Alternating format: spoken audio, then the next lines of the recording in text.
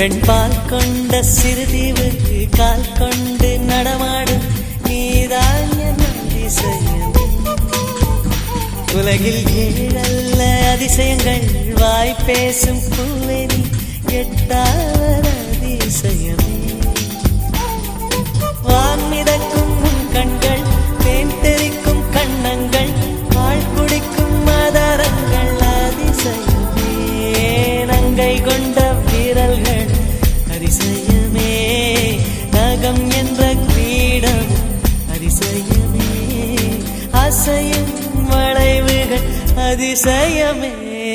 கல் தோன்றி மண் தோன்றி கடல் தோன்றி